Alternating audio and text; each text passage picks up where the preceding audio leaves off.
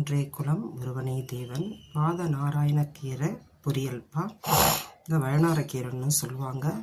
கை கால் வலி, முடக்குவாதம், வாய்வு நிறைய பிரச்சனைகளை சரி செய்யும்பா இந்த ஒரு கீரை. இப்போ இது அழிஞ்சிக்கிட்டு வருது. இந்த மரம் எங்கேயும் கிடைக்க மாட்டேங்குது. கிடைச்சா இதை வாங்கி வாரத்துக்கு 1 முறை 2 முறை யூஸ் பண்ணுங்கள். இது எப்படி செய்யறதுன்னு பார்க்கலாம். வெங்காயம், பெருங்காயம், கல்லுப்பை பொடி செஞ்சு வச்சுருக்கிறேன்ப்பா. பூண்டு அடித்து வச்சுருக்கிறேன். பச்சை மிளகாய், கடுகு.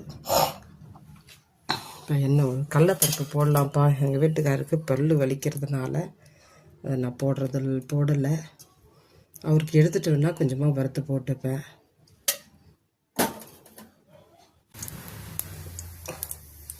எண்ணெய் சூடாகிடுச்சுப்பா.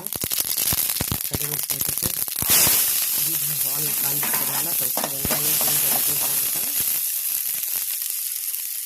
காஞ்ச மிளகாய் இதை போட்டு வதங்கிக்கிட்டே இருக்கட்டும். வெங்காயம் ரெடி ஆகிட்டாங்கப்பா. பெருங்காயத்தையும் இப்போயும் போட்டாச்சு. பெருங்காயத்தை அடிக்கடி சாப்பாட்டில் யூஸ் பண்ணுங்க.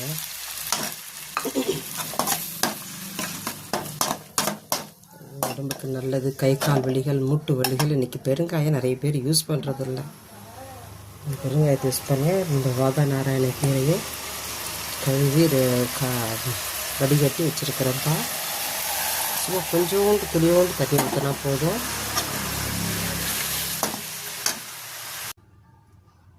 வாத நாராயணக்கீரை பொரியல் ரெடிப்பா. கை கால் வலி, மூட்டு வலி, வாய்வு பிரச்சனை, முடக்குவாதம் எல்லாத்தையும் சரி செய்யும்.